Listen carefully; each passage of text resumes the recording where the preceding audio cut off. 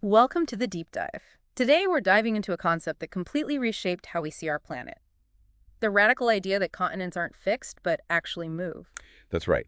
For centuries, the Earth was perceived as static, an unmoving stage for all of history. Pretty solid ground, you'd think. Uh-huh. But in the early 20th century, a German scientist named Alfred Wegener, actually a meteorologist by training, Mhm. proposed this really revolutionary idea, continental drift. Okay, let's unpack this. Wegener, he was studying ancient climates, and he kind of stumbled upon some geological puzzles. Right. Around 1915, he published his idea suggesting that the continents we know today were once joined together in a supercontinent, right? He called it Pangaea. Pangaea, yeah, meaning all lands. Imagine all the continents sort of squished together like one giant jigsaw puzzle. All lands. Wow. Pangaea existed hundreds of millions of years ago, right at the end of what we call the Paleozoic era. So think about it. North and South America nestled against Africa and Europe. And Antarctica, India, Australia, kind of tucked in nearby. Wegener's proposal was that this massive landmass then started to break apart When was that? during the Mesozoic era. And these pieces, our current continents, have been slowly drifting away from each other ever since. It's a total shift in perspective. But Wegener didn't just, have a hunch. He had some pretty compelling evidence to back this up, didn't he? He did, yeah. He pointed to several key observations. First, the remarkable fit of the continents. The jigsaw puzzle thing. Exactly. Most obviously, the match between the coasts of Western Africa and Eastern South America. Yeah. It's so striking, it almost looks like they were just torn apart. You can practically see them slotting back together on a map. You really can. Mhm. And he noted that if you looked at other continents like Australia, Antarctica, and India, they could also fit neatly against southeastern Africa. Okay. And even Greenland, Europe, and Asia seem to connect with northeastern North America in this ancient supercontinent setup. So it wasn't just one connection? No, it was a global picture. And much later, in the 1960s, a scientist named Edward Bullard even used computers, early computers, mind you, Right. to demonstrate this fit. And he found minimal gaps and overlaps when fitting the continents at the edge of their continental shelves, not just the coastlines we see today. Okay, so the actual submerged edges lined up remarkably well. That's pretty convincing. What was Wegener's next piece of the puzzle? Well, he also looked at the distribution of ancient glaciations, past ice ages. Glaciers. How do they fit in? Well, see, glaciers form in cold, high-latitude regions Mhm. near the poles, and they leave behind telltale signs like unsorted sediment called till, Okay. and also scratches on the bedrock underneath known as striations. They show the direction the ice moved. Got it. So glacier tracks. Yeah. The puzzle was that we find evidence of late Paleozoic glaciation. That was around 280 to 260 million years ago in places like southern South America, southern Africa, southern India, Antarctica, and southern Australia. Which, I mean, except for Antarctica, aren't exactly near the South Pole today. Precisely. That's the whole point. And the striations, the scratches, often indicated that the ice was moving from what is now the sea onto the land, which is, well, it's Yeah, that doesn't sound right. Ice flows downhill, towards the sea, usually. exactly. But if you reconstruct Pangaea, put all those continents back together, Uh-huh. all these glaciated areas clustered together right around the South Pole, forming a single large ice sheet. Okay, that makes sense. And then the direction of the striations makes perfect sense, too. They show ice flowing outwards from the central polar region across the joined continents. That's a pretty neat explanation. Suddenly the weird ice flow directions aren't weird anymore. What else did Wegener find? He also examined the distribution of ancient climate belts. Climate belts. Yeah, certain types of sedimentary rocks can tell us about the climate in which they formed. For example, coal deposits. They usually come from ancient tropical swamps. Right, lots of lush vegetation. And coral reefs form in warm tropical seas. Salt deposits and sand dunes, well, they suggest subtropical deserts. So these rocks are like time capsules of past climates, little climate indicators. Exactly. Wegener found late Paleozoic coal and reef deposits in regions that would have been near the equator in his Pangaea reconstruction, places like southern North America, southern Europe, northwestern Africa. Which are definitely not all equatorial today. Not at all. And he also found late Paleozoic desert dune and salt deposits in what would have been the subtropical latitudes of Pangaea. Okay.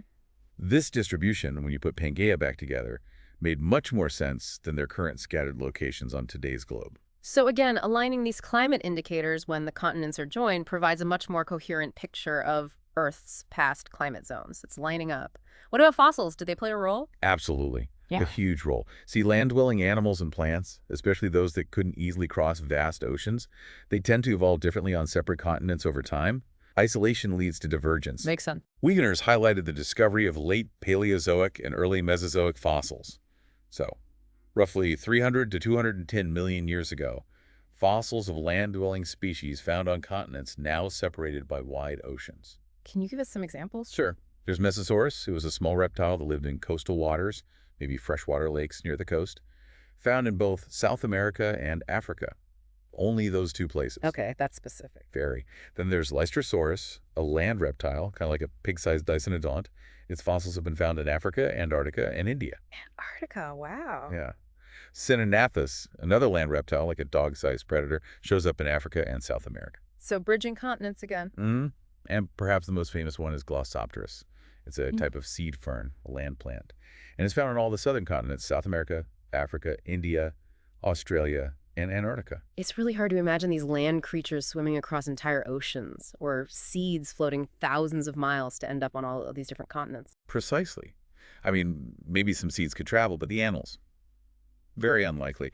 Their widespread distribution only really makes sense if these land masses were once connected, allowing these species to just walk and spread across. So a clear biological link between continents now separated by vast oceans? Okay. And finally, Wegener looked at the rocks themselves, the geology, right? Yes, the matching of distinctive geologic units. Geologists can identify unique assemblages of rocks, combinations of rock types with specific characteristics and ages. Like a geological fingerprint. Kind of, yeah. Wegener pointed out the occurrence of the same distinctive Precambrian rock formations. These are really old rocks, older than about 541 million years on the eastern coast of South America and the western coast of Africa. The rocks just matched up across the Atlantic. Wow. He also noted the striking similarities between the Appalachian Mountain Belt in North America. Right, running up the eastern U.S. and Canada. Yeah. Similarities between those mountains and ranges in southern Greenland, Great Britain, Scandinavia, and northwestern Africa, all regions that would have been smashed together in Pangaea, forming one continuous mountain chain. So it wasn't just the shape of the land, the climate clues, or the fossils, but the very rocks and mountains themselves told a story of past connections. It really sounds like Wegener had a pretty strong case. So why the initial resistance? Why didn't everyone just say, wow, you figured it out? Well, the scientific community quite rightly demands a how alongside a what.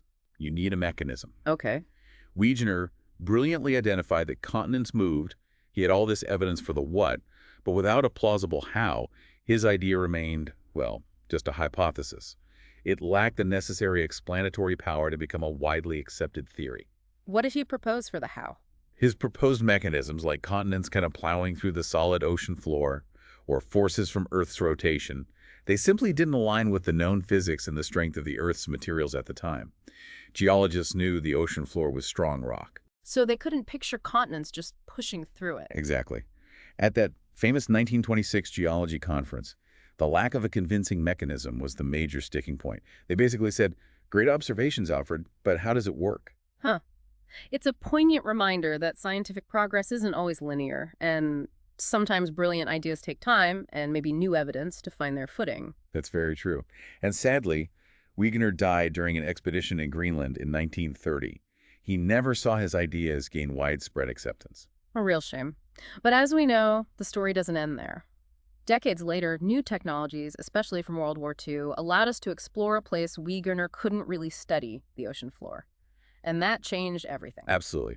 World War II spurred massive advancements in sonar technology, echo sounding. Before that, we had very limited knowledge, just scattered measurements using weighted cables to guess the depth. Like dropping a long rope overboard. Pretty much.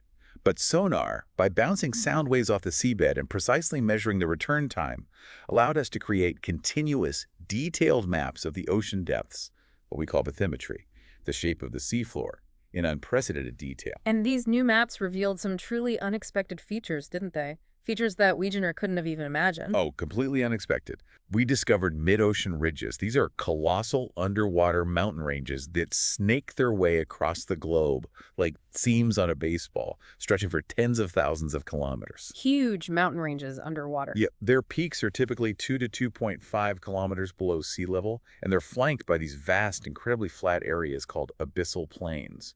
much deeper, like 4 to 5 kilometers deep. Okay. And what's truly fascinating is the symmetrical shape across the ridge axis at the Yeah. very crest of the ridge. It's like a mirror image in terms of depth profile on either side. So these giant mountain ranges have a central spine, and the seafloor gets deeper as you move away from it on either side, symmetrically. Exactly. We also found fracture zones. These are narrow bands of cracks and broken rock that slice right across the mid-ocean ridges, usually at high angles, essentially segmenting the ridges into smaller pieces. They're like scars cutting across the mountains. Okay, so breaks in the ridges. What else? Then there are deep-sea trenches. Incredibly deep, elongated depressions in the seafloor, often exceeding 5 kilometers in depth, and some, like the famous Mariana Trench, plunge down to almost 11 kilometers. That's deeper than Mount Everest is tall. Unbelievable depths. And these trenches often run parallel to volcanic arcs, chains of volcanoes. Sometimes these form island chains like the Aleutians, or they run along the edges of continents like the Andes. Volcanoes suggesting intense geological activity happening nearby related to the trenches, maybe. Definitely. And finally, seamount chains. These are lines of volcanic islands, like Hawaii, where often only one volcano is currently active, and also submerged volcanoes, called seamounts. Many of these are extinct underwater mountains. Some even have flat tops. They're called gayouts. We think they were once islands, eroded flat at sea level, and then the ocean floor they sat on sank. Wow. It's like a hidden dynamic world beneath the waves. So many features nobody knew about. And these bathymetric discoveries were just the start. New observations about the oceanic crust itself provided even more clues. Like what? Well, for instance, the layer of sediment on the ocean floor, Mhm. made up of things like fine clay washed off continents, and the tiny shells of dead marine organisms. Stuff raining down from above. Yeah, that sediment layer is surprisingly thin, generally less than a kilometer thick overall. But what's even more telling is that it's thinnest, almost absent, right at the crests of the mid-ocean ridges. Right at the mountain peaks. Exactly. And it gets progressively thicker as you move away from the ridges, out towards the abyssal plains and the continents. Okay, what does that mean? Well, it strongly suggested that the ocean floor wasn't ancient like the continents. If it had been around for billions of years, you'd expect way more sediment to have accumulated, right? Yeah. Kilometers and kilometers of it. That makes sense, yeah. So the thin sediment layer, especially near the ridges, hints at a younger surface there? Precisely. A younger surface near the ridge crest. Furthermore, the oceanic crust itself, which we found out is primarily made of a dark, dense volcanic rock called basalt, is quite different in composition from the more varied, generally less dense rocks that make up continental crust. Different stuff altogether. Okay. We also discovered that heat flow, the amount of heat escaping from the Earth's interior, is significantly higher right beneath the mid-ocean ridges compared to elsewhere. More heat coming out there, Yeah. suggesting maybe molten rock underneath. Exactly. Rising molten rock. And earthquakes. We found that earthquakes in oceanic regions weren't just randomly scattered. They occurred in distinct belts, along the deep-sea trenches, along the axes of the mid-ocean ridges, and along those fracture zones that cut across the ridges, strongly indicating crustal movement, breakage, things happening right in those specific areas. Not just quiet ocean floor. Not at all. And the discovery of a narrow trough, kind of like a rift valley, running right along the center of some mid-ocean ridge axis that looked a lot like the East African Rift Valley on land, where we knew the crust was stretching apart and volcanism was happening. So all these pieces of evidence, the underwater mountains, the thin sediment getting thicker away from them, the different type of crust, the high heat flow, the focused earthquakes, the Rift Valley, they started to paint a picture of a really dynamic ocean floor. Yes. And this is where Harry Hess, a geologist who had commanded a troop transport during the war and used his ship's sonar extensively. Ah, practical experience. Yes. He comes back into our story. Around 1960, he synthesized all these observations. He put it all together into his concept of seafloor spreading. Though the actual term seafloor spreading was coined by Robert Dietz around the same time, Hess called his paper an essay in geopoetry, maybe because it was such a grand, unifying idea. Geopoetry, I like that. So what was his proposal? His proposal was that hot, molten rock from the Earth's mantle rises up beneath the mid-ocean ridges. As it nears the surface, it melts, cools, and solidifies to form new oceanic crust as basalt rock right at the ridge axis. Creating new seafloor right there. Right there. This newly formed crust then cracks, splits along the ridge, and moves away horizontally in both directions, like two giant conveyor belts moving away from the center. This process effectively widens the ocean basin over time. So the mid-ocean ridges aren't just static underwater mountain ranges. They're actually volcanic zones where new ocean floor is being constantly born and then spreading outwards. Exactly. That's the core idea. But, this immediately brings up a crucial question. If new ocean floor is constantly being created at these ridges, what happens to the old ocean floor? The Earth isn't getting any bigger, is it? Right, it must be going somewhere. Did Hess have an answer for that? He did. An elegant solution? Hmm. The concept of subduction. Subduction of the Hess proposed that at those deep-sea trenches we talked about, the older, colder, and therefore denser oceanic floor bends downward and sinks back into the Earth's mantle. It descends back into the interior. So it's like a recycling process. Yeah. Created at ridges, destroyed at trenches. Precisely. This process is called subduction, and it's essentially where the old oceanic crust gets recycled back into the Earth's deep interior. The powerful earthquakes that occur along these trenches, they're a direct result of this immense collision and the grinding process of the slab sinking. Wow, okay, so seafloor spreading at the ridges, pushes plates apart, maybe carrying continents with them, while subduction at the trenches pulls plates down, maybe bringing continents closer together or causing collisions. This finally provided the missing mechanism that Wegener lacked. Exactly. Continents weren't somehow plowing through the ocean floor like Wegener had vaguely imagined. Instead, they were being passively carried along by the movement of these rigid plates of oceanic lithosphere, which includes the crust and upper mantle. Like passengers on a giant conveyor belt. That's a great analogy. Continents, in this new view, are like rafts embedded in these massive, slowly moving plates. They move because the plates they sit on move. Okay, this is huge. But even with this compelling hypothesis of seafloor spreading and subduction providing mechanism, the scientific community still sought more direct, maybe quantitative proof, like measuring the movement. Right. You always want more proof. And that proof, the really clinching evidence, came from studying something truly remarkable. The Earth's ancient magnetic field, as preserved in rocks, a field of study known as paleomagnetism. Paleomagnetism. Ancient magnetism. Here's where it gets really interesting, maybe a bit mind-bending. We all know the Earth has a magnetic field, right? Generated deep inside, acts like a giant bar magnet with north and south poles. Yep, generated by the movement of molten iron alloy in the Earth's liquid outer core. It's like a giant dynamo. And these magnetic field lines, they curve around the Earth.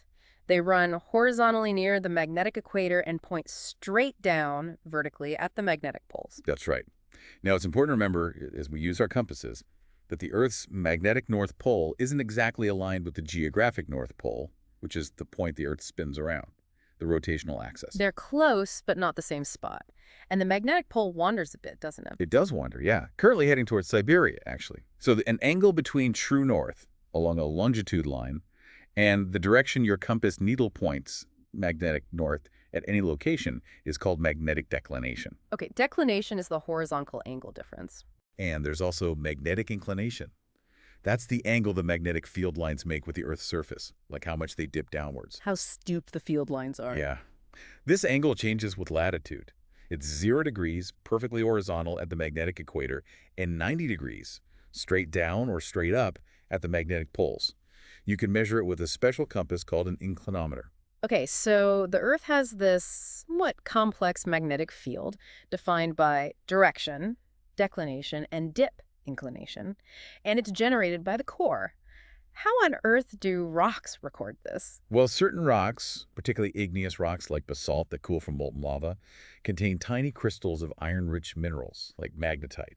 These minerals are naturally magnetic. Little tiny magnets within the rock. Essentially, yes. Yeah. As the molten rock cools and solidifies, these tiny magnetic mineral grains actually align themselves with the Earth's magnetic field at that specific time and place, like tiny compass needles freezing in position. Once the rock cools below a certain temperature called the Curie point, this alignment becomes permanently locked in. It won't change even if the continent moves or the Earth's field changes later. So the rock holds a fossilized record. A fossilized record of the magnetic field's direction, both declination and inclination at the moment it formed. That's paleomagnetism. And the apparent past position of the Earth's magnetic pole, as inferred from this ancient magnetic signature in a rock, is called a paleopole. So by analyzing the paleomagnetism of old rocks, we can figure out the direction to the pole and the latitude the rock was at when it formed based on the inclination. Exactly. The inclination tells you the paleolatitude. And this led to a really surprising discovery. apparent polar wander. Apparent polar wander sounds like the poles themselves were moving around. That's what it looked like at first. When scientists measured the paleomagnetism of rocks of different ages from a single continent, say Europe, they found that the calculated position of the paleopole seemed to have moved significantly over geological time. If you plotted these paleopoles for different ages, they traced out a path, an apparent polar wander path. So it looked like the North Pole used to be somewhere else relative to Europe. Yes. Initially, some scientists thought this meant the magnetic poles themselves had actually wandered all over the globe relative to fixed continents. But then the real breakthrough came when they started comparing these paths from different continents, right? What happened then? Yes, that was the key moment. They mapped out the apparent polar wander path for North America and for Africa and other continents, and they found that each continent had a different apparent polar wander path. Wait, if the continents were fixed and only the magnetic poles had moved, shouldn't all continents have recorded the same path for the wandering pole? Precisely. If the pole moved from A to B to C, every continent should show that ABC path. The fact that they showed different paths led to the really compelling conclusion. It wasn't the poles that were wandering erratically relative to fixed continents. Instead, It was the continents that were moving relative to a relatively fixed magnetic pole. you got it. The continents themselves were drifting across the face of the Earth. And amazingly, if you move the continents back together into their proposed Pangaea configuration, the different apparent polar wander paths for, say, Europe and North America actually merged to become a single path. Wow. That's incredible. It fits together. It was incredibly powerful, independent confirmation of Wegener's original idea of continental drift. The rocks themselves held the proof of their journey. So paleomagnetism provided solid evidence that the continents had indeed moved over vast stretches of time. But it also played a crucial role in proving seafloor spreading, didn't it? Something about magnetic reversals. Exactly. Another remarkable discovery came from studying paleomagnetism, this time mainly from sequences of volcanic lava flows stacked up on land. Geologists found that the Earth's magnetic field doesn't always point roughly north, as it does today. Periodically it flips. It reverses its polarity. Reverses. So north becomes south and south becomes north. Magnetically speaking, yes. Yeah. The North Magnetic Pole wanders down near the geographic South Pole, and the South Magnetic Pole ends up near the geographic North Pole. This doesn't mean the planet physically flips over, just the magnetic field generated in the core reverses its orientation. How often does this happen? It's irregular, but on average, maybe a few times every million years. These reversals happen relatively quickly in geological time, maybe over a few thousand years. And the history of these flips, these polarity changes, has been carefully mapped out by dating the magnetic polarity of successive lava flows. So we have a timeline of when the field was normal, like today, and when it was reversed. Yes, we have a magnetic reversal chronology. We call the major periods of consistent polarity crons, and shorter intervals of opposite polarity that can occur within a cron are called subcrons. Okay, so the Earth's magnetic field has been flipping back and forth like a very slow, irregular light switch throughout its history. How does this relate to the ocean floor and proving seafloor spreading? Okay, picture this. New oceanic crust, that basalt lava, is forming continuously at a mid-ocean ridge axis. Right, the conveyor belt starting point. As that lava cools and solidifies, it becomes magnetized in the direction of the Earth's magnetic field at that time. Okay. So if the field is normal polarity, like today, the newly formed strip of rock will be normally magnetized. If the field happens to be reverse polarity when that strip forms, the rock will be reversely magnetized. Got it. It locks in the polarity that exists when it cools. Exactly. Now remember seafloor spreading. These bands of newly formed crust, each with its recorded magnetic polarity, normal or reversed, are continuously carried away from the ridge axis, moving outwards on both sides. Ah, so you'd get stripes of normal polarity rock next to stripes of reverse polarity rock moving away from the ridge. Precisely. Right. Creating these magnetic stripes on the ocean floor. And this is exactly what scientists found when they towed magnetometers behind ships, measuring the magnetic field strength over the oceans. They found the stripes. They found what we call marine magnetic anomalies. These are systematic variations, wiggles in the strength of the magnetic field measured above the seafloor. They found alternating bands of stronger than average magnetic field, positive anomalies, and weaker than average magnetic field, negative anomalies. Stronger and weaker bands. Yes, and these bands ran parallel to the mid-ocean ridge axis. And crucially, These bands showed a remarkably symmetrical pattern on either side of the ridge axis, like mirror images. A mirror image of magnetic stripes, and this zebra stripe pattern held the key, didn't it? Absolutely. This was the smoking gun for seafloor spreading. The crucial realization, made independently by Vine, Matthews, and Morley in the early 1960s, was that the pattern of these magnetic stripes on the seafloor, the widths of the positive and negative anomaly bands, directly matched the pattern of normal and reversed polarity crons and subcrons in the magnetic reversal chronology that had already been worked out from dating volcanic rocks on land. Whoa! So the pattern of stripes on the ocean floor was like a recording. The magnetic tape recording. Yeah. Exactly. The seafloor was acting as a giant, slow-moving magnetic tape recorder, documenting the Earth's magnetic field history as new crust formed at the ridge and then spread away. So let me see if I get this. As new crust emerges at the ridge, it gets magnetized according to the Earth's current polarity, say, normal. That creates a stripe of normally magnetized rock. Right. Then sometime later, the Earth's field reverses. The new crust forming after the reversal gets magnetized in the opposite reverse direction. And as the seafloor continues to spread, it carries these alternating bands of normally and reversely magnetized rock away from the ridge, creating the symmetrical stripes on both sides. You've nailed it. And the anomalies arise because when the ship's magnetometer passes over normally magnetized rock, formed during normal polarity, its magnetic field adds to the Earth's current normal field, creating a stronger signal, a positive anomaly. Okay. But when it passes over reversely magnetized rock, formed during a reversed period, its magnetism opposes or subtracts from the Earth's current field, creating a weaker signal, a negative anomaly. It makes perfect sense, and because seafloor spreading happens relatively continuously, this creates that beautiful, predictable, symmetrical pattern. Exactly. And it did more than just prove seafloor spreading. By knowing the ages of the magnetic reversals from the land-based chronology, geologists could now calculate the actual rate at which the seafloor was spreading. Well, you measure the distance of a particular magnetic stripe, say the edge of the stripe, corresponding to a reversal that happened 5 million years ago from the ridge axis. Then you just use velocity, distance A time. Divide the distance by 5 million years, and you get the spreading rate. Typically a few centimeters per year, about the speed your fingernails grow. Wow, actually measuring continental drift rates indirectly. Yes. And furthermore, later ocean drilling projects like the Deep Sea Drilling Project physically drilled into the seafloor at different distances from the ridges. They brought up core samples of the salt and the sediments on top. And what did they find? They found that the age of the basalt rock at the very bottom of the sediment layer, the oldest sediment, systematically increased with distance from the mid-ocean ridge axis. Just as the seafloor spreading model predicted, the farther from the ridge, the older the seafloor. More direct proof. Absolutely. And they also confirmed that the oldest oceanic crust we found anywhere is only about 200 million years old, which in geological terms is relatively young compared to the multi-billion-year-old continents. This further supports the idea of continuous creation at ridges and destruction at trenches. It's just an incredible story of scientific discovery, isn't it? From Wegener's initial kind of controversial idea of continents adrift based on puzzling observations. Which lacked a mechanism. Right.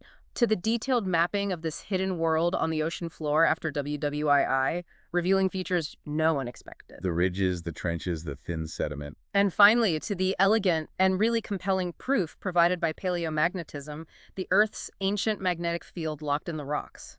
First, proving continents moved, then proving how they moved via seafloor spreading. It truly is a fantastic testament to how different lines of evidence, often from seemingly unrelated fields, geology, geophysics, oceanography, paleontology, can converge to give us this profound, unified understanding of our dynamic planet's workings. Yeah.